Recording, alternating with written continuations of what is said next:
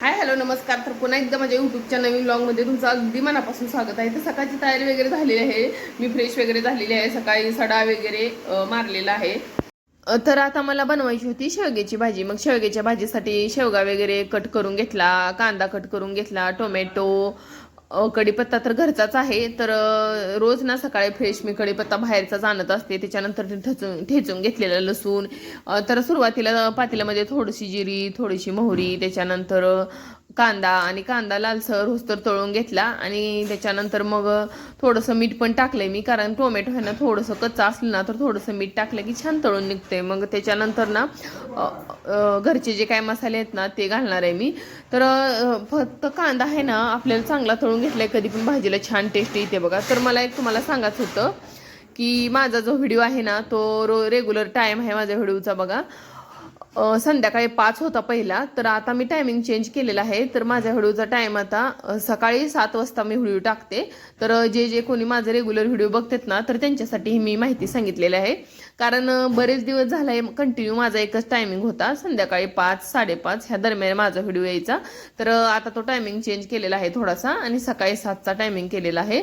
तर आता इथं जवळजवळ सगळी तयारी झालेली होती. तर शेवग्याच्या भाजीमध्ये थोडंसं घरचं काळं तिखट, हळद, मीठ टाकून त्याला थोडंसं तरी येण्यासाठी ठेवून दिलेलं आहे 2 सेकंद. आणि त्याच्यानंतर शेवगा वगैरे टाकून थोडंसं शेंगदाण्याचं कूट टाकलं की मग याची तर पूर्ण तयारी झालेली होती. तर एका साईडला ना पीठ वगैरे पण मळून ठेवलेलं होतं. तर म्हणलं काय होतं माहिती का, पिठाला थोडंसं तेल वगैरे लावून ठेवलं तर चपात्या छान अशा टम्म वगैरे फुगते. त्याच्यामुळं पीठ वगैरे मळून ठेवलं होतं. सकाळी सगळी देवपूजा वगैरे सगळं झालं होतं म्हणून भाज्या पाठीमागं ठेवल्या होत्या, कारण आज फरशी वगैरे पण पुसून घ्यायची होती.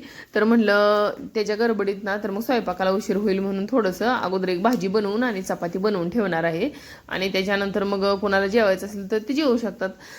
आणि हा शेवगा पण आहे ना तर ही घराच्या साईडला एक मी झाड लावलेलं होतं 2-3 वर्षाखाली. तर त्याचं असं मोठंसं झाड आलेलं आहे बघा. कढीपत्ता, शेवगा ह्या ज्या भाज्या आहेत ना ह्या माझ्या घरच्या आहेत, असं म्हणजे मी काही विकत वगैरे आणत नाही सध्या. तर तोंडले आहे ना कुणाला भाजी म्हणजे कुणी कुणी नाही एवढं बनवत नाही, पण त्याचं एक ट्रिक आहे. ती भाजी जर आपण म्हणजे जास्त नाही शिजवली ना, एकदम कमी शिजवली ना तर छान होते बघा. तर सुरुवातीला मी काय केलं माहिती का, सगळी ना तोंडले कट करून घेतलेले आहेत असे छोटे छोटे पीसमध्ये कट करायचे. आणि त्याच्यानंतर काय करायचं, थोडंसं मीठ टाकून ना मी पाण्यामध्ये त्याला हे करते म्हणजे भिजत घालते, कारण मीठ त्याच्यामध्ये उतरावं म्हणून. त्याने एक वेगळीच टेस्ट येते, मला काय माहीत नाही, पण सुरुवातीपासून मी ही भाजी मी अशीच बनवते आणि त्याला एक वेगळीच अशी छान अशी टेस्ट येते बघा. तर त्याला ना 1-2 कांदे, 1 टोमॅटो हे पण मी चिरून घेतलेलं आहे. आपली जी काय आपण रेग्युलर भाज्या बनवतो ना तशाच प्रकारे बनवायची, फक्त जास्त शिजवून घ्यायची नाही, कारण थोडीशी अशी म्हणजे कच्ची ठेवली ना तरच त्याची टेस्ट एक वेगळी येते. कारण कसं असते काय काय भाज्यांना ना जास्त शिजवलं नाही ना तरच त्याला टेस्ट अशी येते. तर ही कढीपत्ता आणि कांदा वगैरे चिरलेलं होतं ना ते सगळं, तर त्याला काय केलं सुरुवातीला पॅनमध्ये तेल चांगलं कडक असं गरम करून घेतलं. त्याच्यामध्ये मोहरी टाकली, त्याच्यानंतर थोडेसे जिरे टाकून घेतलेले आहेत आणि ते मस्त असे तडतडून झाले की त्याच्यानंतर थोडंसं कांदा टाकून घेतलेला आहे. आणि कांदा लालसर असा तळून झाला की थोडासा त्याला कलर आला ना तर थोडासा कढीपत्ता, थोडंसं म्हणजे चिरलेलं पूर्ण टोमॅटो टाकून घेतलेला आहे. आणि त्याच्यानंतर हे सगळं आहे ना मी पूर्ण थोडंसं समोसर तळसतोर त्याच्यावर थोडंसं ताट झाकून ठेवते, म्हणजे पटकन आपल्याला जर गडबड असेल ना तर पटकन तळून निघते बघा. तर आज थोडंसं माझं कामाची धांदलच उडली होती म्हटलं तर चालतंय, कारण उठायला लेट झाला ना आपल्याला लेडीजला तर कसं होतंय थोडंसं म्हणजे काम ना असं किती पण आपण उरकाचा प्रयत्न करू द्या, काम काय उरकत नाही, तसंच झालेलं आहे माझं. तर सुरुवातीला फरशी वगैरे आपण पुसत बसलो ना सकाळी तर मग ही कामं ना अशी पेंडिंगमध्ये पडते स्वयंपाकाची. म्हणून मी काय करते आता सध्या काय माहिती का, शाळेचं टायमिंग नाही, आता शाळा नाही, सुट्टी आहे. त्यामुळे काय होतंय शाळेचं टायमिंगचं म्हणजे रेग्युलर नसल्यामुळं काय झालंय की टिफिन रेग्युलर आपण बनवत नव्हतं तर दुसरी कामं करत बसते मी.